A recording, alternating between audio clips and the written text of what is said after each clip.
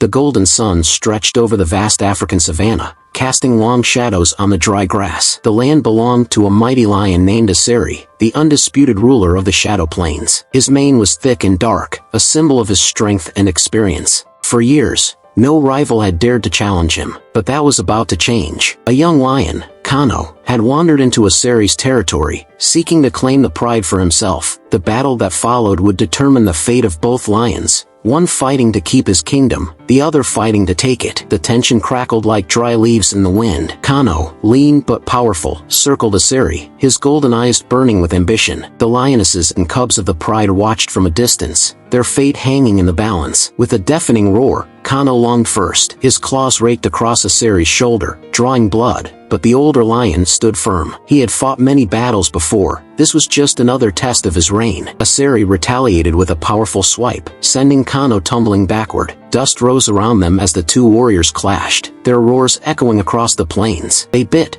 clawed, and pushed, each determined to win. But as the battle wore on, Asari's experience began to overpower Kano's youthful aggression. Finally, Asari landed a crushing blow that sent Kano crashing to the ground. He lay there, panting heavily, his body covered in wounds. He had given everything, but it wasn't enough. Asari stood over him, his sharp fangs bared. The moment had come, the final blow that would end the fight. Kano shut his eyes, bracing for the fatal strike. He had challenged a king and lost. That was the way of the wild. But the killing blow never came. Instead, Asari stepped back, his breathing heavy but controlled. He looked down at the defeated lion, seeing not an enemy, but a younger version of himself. With a deep growl, Asari spoke. Strength is not just about winning. It is about knowing when to show mercy. Kano's eyes widened in shock. He had expected death, not wisdom. Asari continued, "You are strong, but you are reckless. You fight for power, but you do not understand what it means to lead." Kano remained silent, his pride wounded more than his body. "Leave," Asari commanded. "Live to learn. Return only when you understand what it means to rule, not just to fight." Kano hesitated. He had been defeated, humiliated, but he was still alive. And Asari, the lion he had tried to dethrone, had given him a second chance. With one last look at the mighty king, Kano slowly rose to his feet. His legs trembled, but he forced himself to walk away,